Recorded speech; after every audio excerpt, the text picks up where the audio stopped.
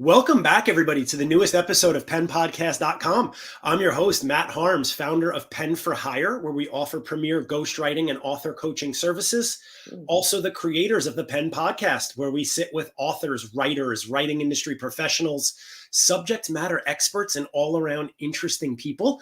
Today, I have the pleasure of being joined by Cherise Fisher. How are you, Cherise? I'm great. How are you?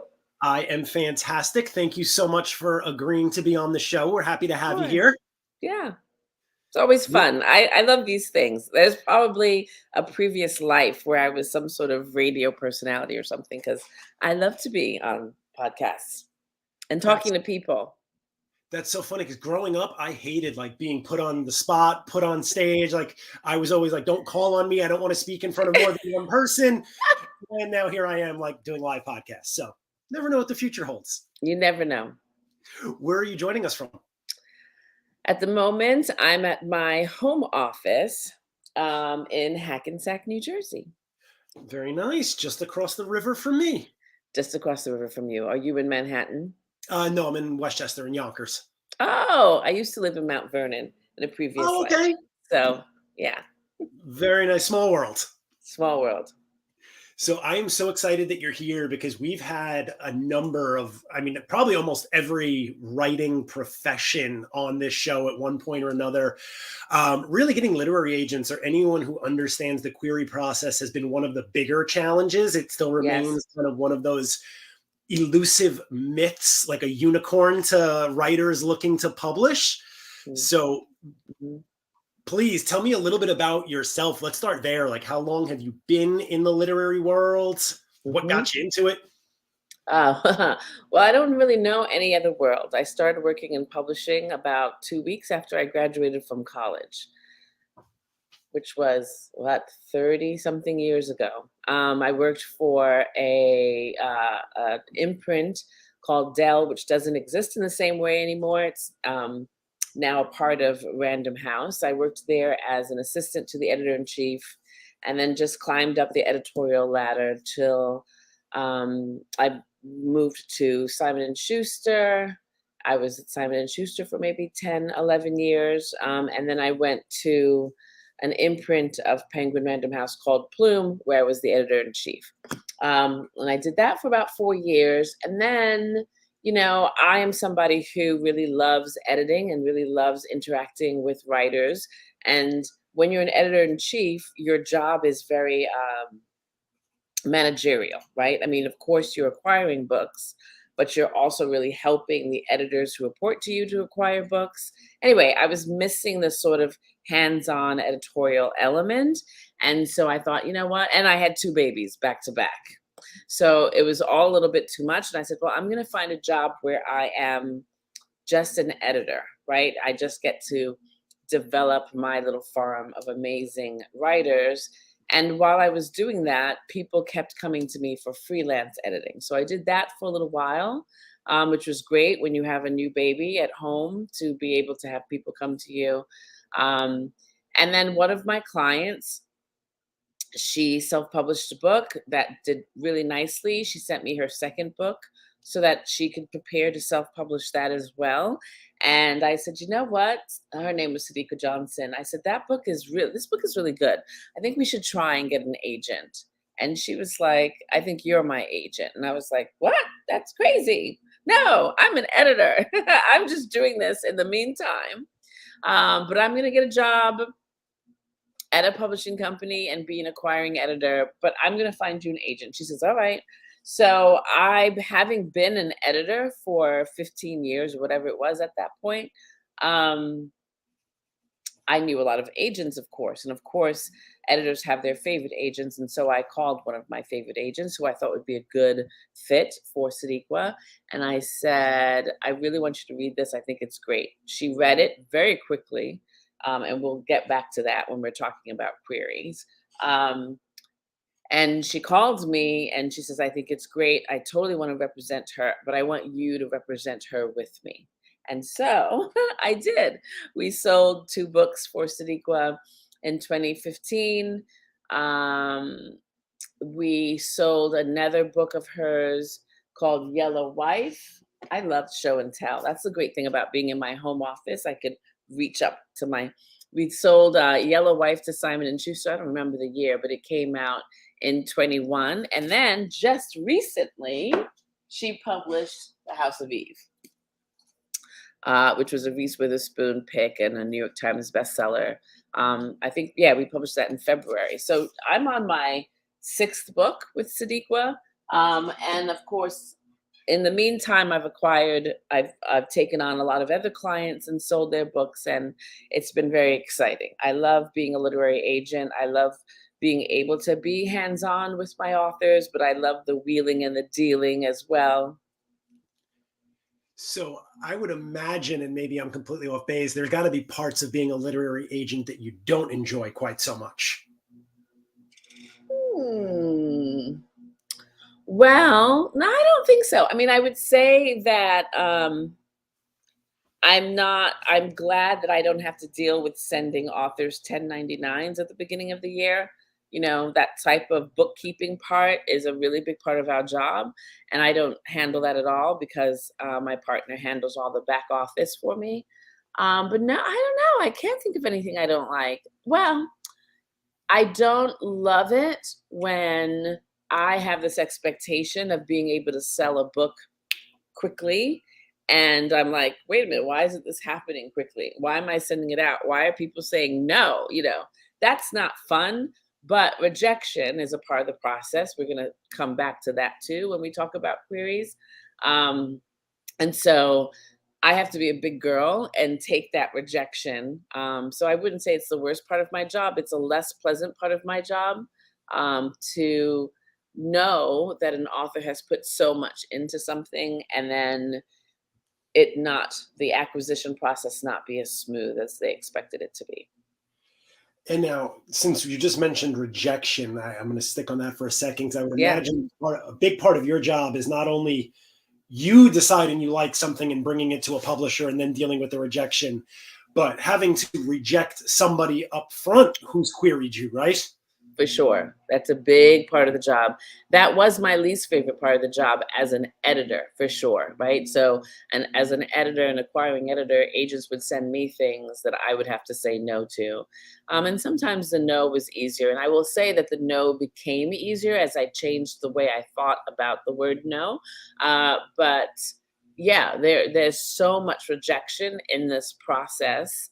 Um, which you have to kind of be positive about, you know? So now as an agent, I often say to editors, you know, a fast no is almost as good as a yes, right? Because a fast no means that I'm getting on to somebody who'd be more inclined to take this on, who's more prepared and willing and eager to be a partner. So when it's the no's that drag on forever, or the no's that don't come, or rather, it's the silence from editors that is the most frustrating part of the process. Got it. So that kind of rolls into at least part of the process that I've heard from my clients. And I haven't queried any of my own stuff in quite some time just because I'm too busy writing other people's stuff. But from a literary agent standpoint, too, many agents, and correct me if I'm wrong, I don't know if you operate the same way, it's like minimum of 6 weeks to even hear back. 6 weeks is a little long.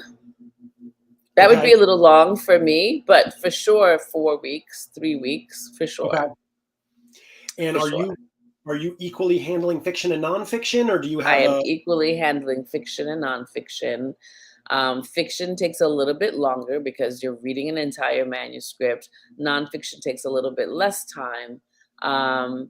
6 weeks would really make me upset. Part of why I think 6 weeks would be a surprise is because I really try to call an editor before I send something, which an agent can do. You know, someone who's querying agents should never do that.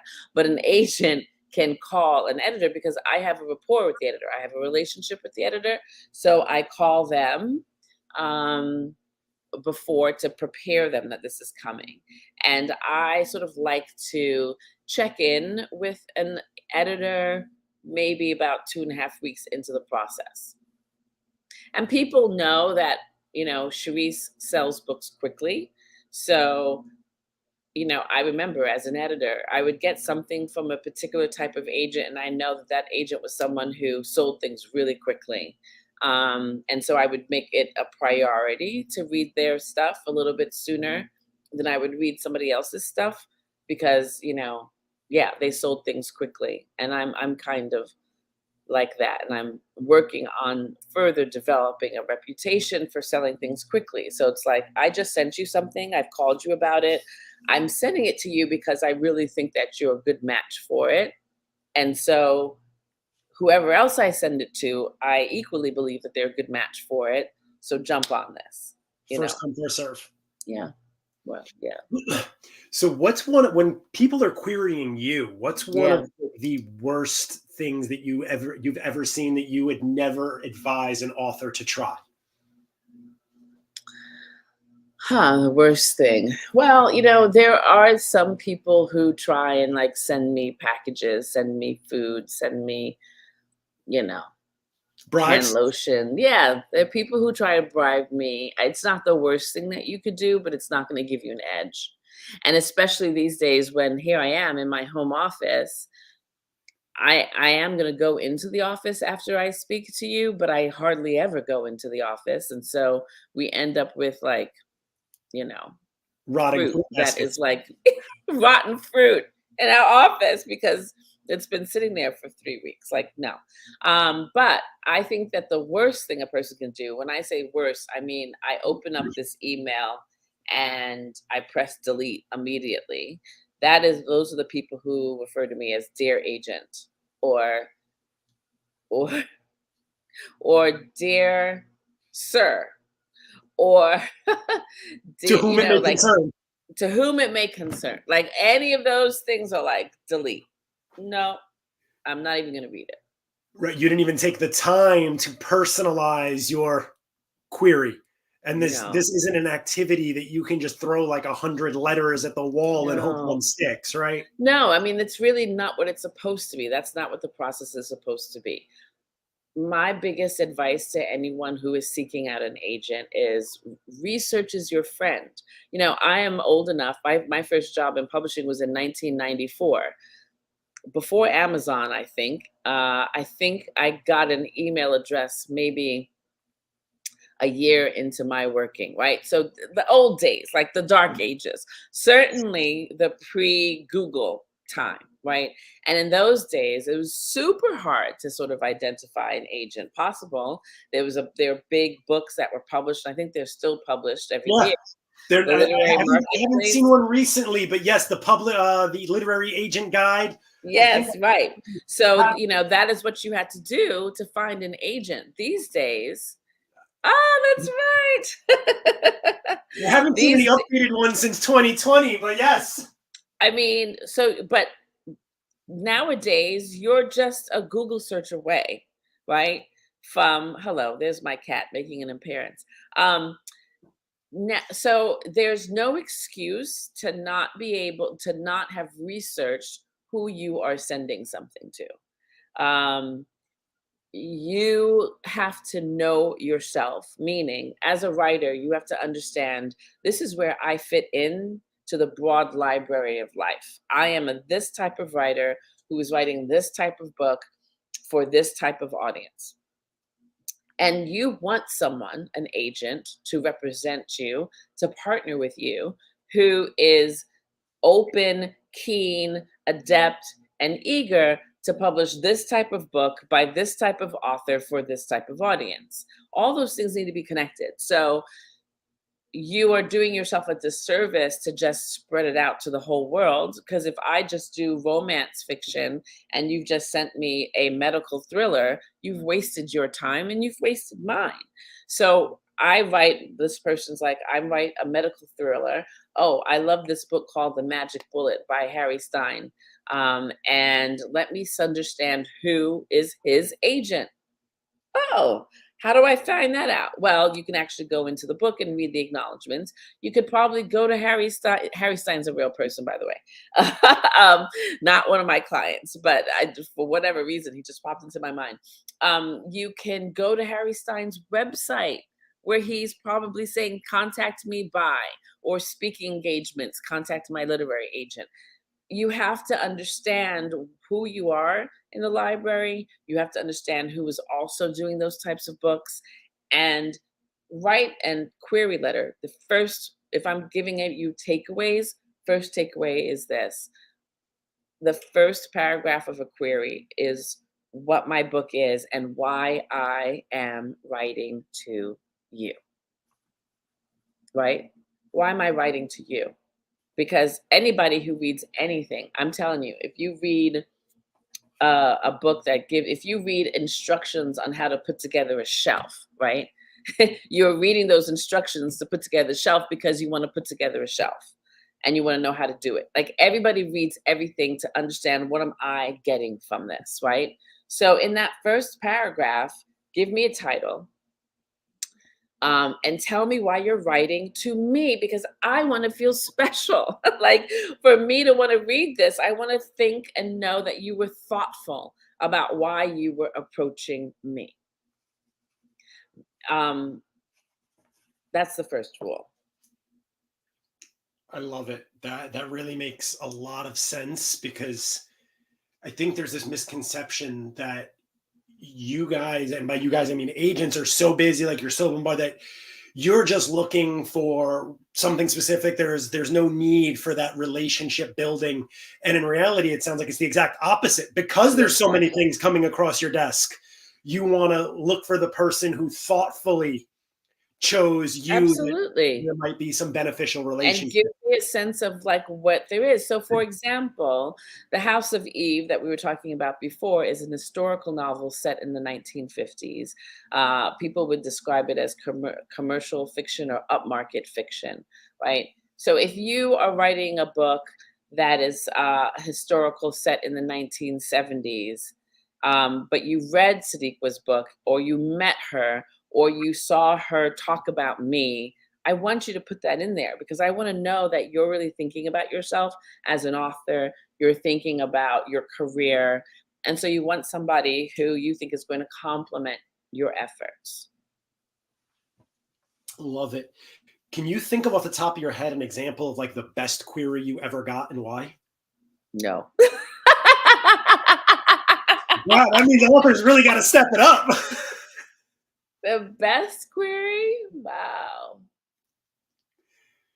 So I'm thinking about myself as an agent, and I'm thinking about myself as an editor, even though I didn't get a lot of queries as an editor. I don't know. I can't think of something. That's an interesting question. It's interesting that I can't think of one. I think that's very telling of people's attempts at differentiating themselves and it not really being there. Yeah, maybe it is. I mean, it also is that I have an assistant who reads queries before I get to them, so there are a lot of queries I probably don't see, right? Because my assistant is going to filter them. But I will also say that my assistant, in filtering them, is like, why are they writing Cherise? So the same applies, right? She knows me. She knows what I acquire. She knows what I'd like to work with. So she's going to read it as if she is me and say, oh, this person doesn't need Cherise, or, oh, this person is the right person for Cherise to talk to, right? So I get a lot of queries filtered through. And I also get a lot of clients from recommendations from other authors, for sure. Recommendations for editors. So this book, Black Candle Woman, which is the current read with Jenna Pick, she entered into a contest with Graydon House Publishing. She won the contest, and the editor called me and said, will you speak to her because she needs an agent? And that's how we got together. So editors recommend books to me. Other clients of mine recommend books to me. I just thought of something. However, one way that I do get new clients is by writers' conferences. So I go to writers' conferences, maybe about 2 or 3 a year, maybe more. There are some that are my favorites. The Muse and the Marketplace, which is run by Grub Street in Boston, is one of my favorite writers' conferences. It's usually in the summer. the Writers League of Texas, maybe it's called. They do a good writers conference. The James River Writers does a good conference that's in Richmond, Virginia, right? So when I go to these conferences, there are people who sign up to speak to me. So I get queries or pitches that are in person. And so I can probably think about a lot of those, which are, having the writer in person pitching me. There's certainly ones that I feel are very memorable and that have turned into books that we published for sure. Love it. One of the big questions I always have, most of my clients, or at least our ghostwriting clients, are writing nonfiction. Yeah. I personally kind of have this mental block against ghostwriting fiction. For me, if it lives in your head, I can't possibly do it justice. But if we're taking Yeah. your knowledge and your Yeah. life, I can easily do that for you. But when it comes to the difference between querying fiction and nonfiction, are you a Yeah. big proponent of wanting that full book proposal for nonfiction? Yeah, I am. Yeah, I am. I mean, for me to take on a client, I want to see a full book proposal. Although, I'm going to speak out of two sides of my mouth. A lot of times with nonfiction authors, one of the things that I say to writers, the best way to find an agent is for the agent to find you. That's the best way to find an agent. Meaning, you have written an article that's gone viral. You have an IG page that has blown up. You were doing publicity or press. I just saw a poet. I just saw uh, there's a woman who I follow on Instagram who reposted a poet's poem, which was so gorgeous that I was like, I have to find this girl. So the best way to find an agent, right, is for the agent to find you. So for nonfiction, there are a lot of times when I might see something, I might be listening to a podcast, I might be browsing through something, and I see something that's really interesting. With that person, I might develop a proposal with them, meaning, like, let's talk. Let's get you signed on because you're just too juicy for me to get away. I'm going to share with you some guidelines on proposals. I might share with you some previously written proposals and we'll work on a proposal together. That does happen. But if you are seeking me out, I do want to see a full proposal. And by full proposal, I mean an overview, I mean a chapter outline, an author bio. Your marketing and publicity might be something that you need help with because people don't usually think about themselves in that way. But yeah, I want to see that too. And a sample chapter, because if every time I pick up the phone and call an editor and pitch them a book, I'm not just pitching them a book, I am vouching for them with my reputation. So for me to get a full book proposal from you so I could really see who you are, for us to work together for a period of time so I could really understand how you are as a writer and what your level of creativity, what your level of hard work, what your level of integrity is, right? I like to have that because when I go to an editor, he's gonna, or she is gonna make these assumptions like, oh, this person is proposing this book, they are the real deal. And part of how I know that they're the real deal is because Cherise is bringing them to me. Do you know? Yeah, no, that makes that makes perfect sense. So yeah, I like a full book proposal. And with a novel, depending on who you are, but 90% of the time, I want to see the beginning to the end because I know an editor wants to see a book from the beginning to the end. So are you advised if someone wrote like a 500-page fantasy novel, you don't want them to send you the whole novel. You want the query first. I definitely want the query first. Yes, I definitely want you saw my eyes because I was like 500 pages. Yeah, it's like, no, I don't even want to read your 2-page query. No, I do want somebody to query me first. And if I'm interested in it, I want them, I may not read the whole, I think the instructions on my website say that you should query and then send, I think, 20 pages. I think Okay. that's what I think that's what my instructions say. We'll have to Pretty check sure. with your assistant to see. Yeah. Yeah. I love that. I know we're coming up on time, so I want to squeeze one more question in here because I Sure. know I've spoken with other people about this, and there's probably equal argument on both sides. But you brought it up earlier with your author. So someone who's self-published a book, Uh-huh. that doesn't necessarily, from what you said, preclude them from then getting a traditional publishing contract in the No. future, correct? Yeah, not at all. Not at all. Here is what I would say about that.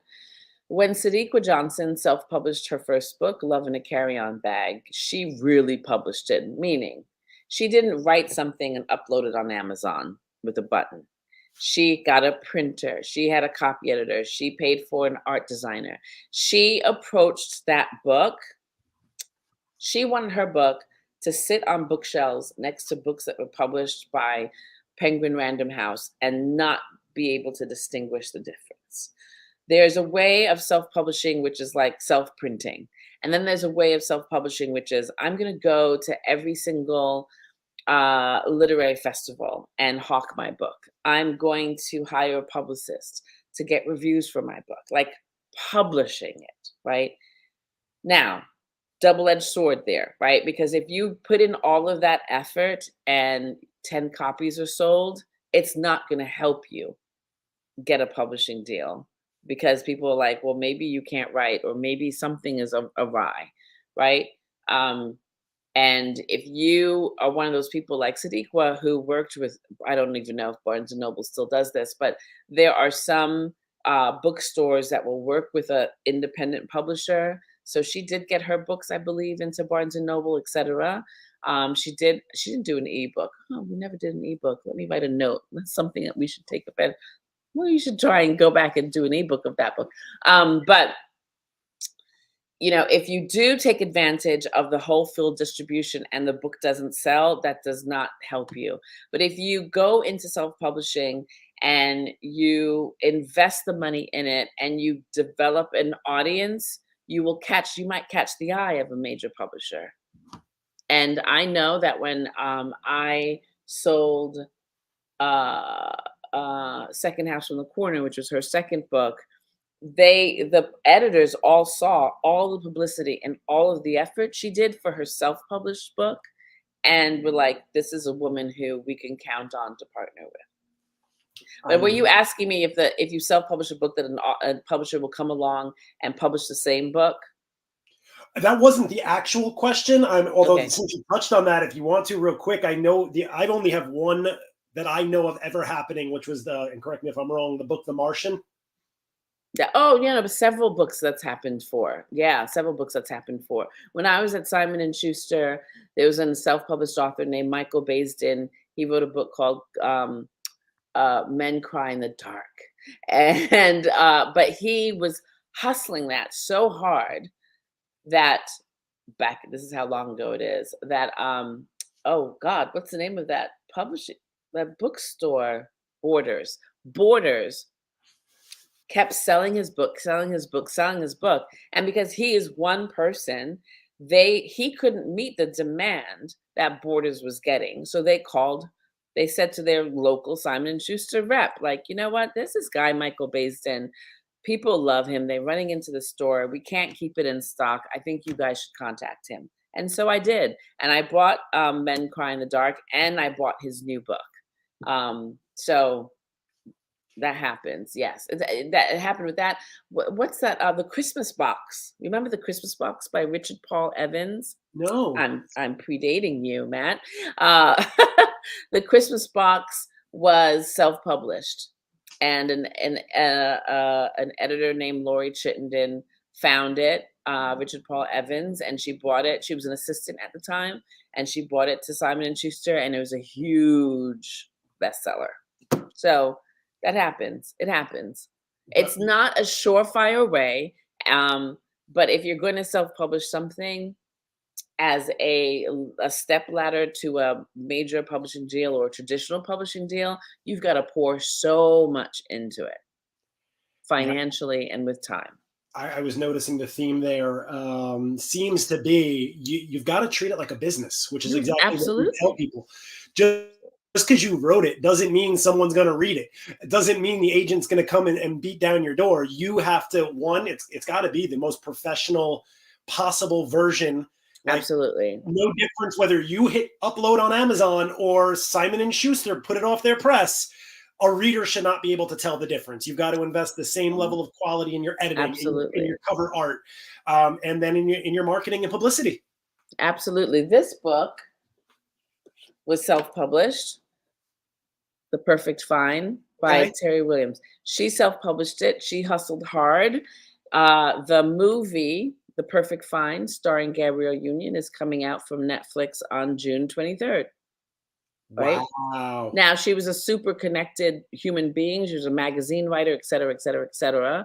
But this was one of her books. I then started representing her. We sold her next book, 7 Days in June, which became a New York Times bestseller. And then after this book was so successful, I called them up and I said, well, Gabrielle Union is doing a movie of this book. And so they took it on and they published an edition, which is across the room, so I won't get it.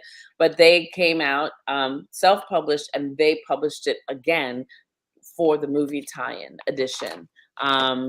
So yeah, like self-publishing it's all a business. All of publishing is a business. I think people get confused about that.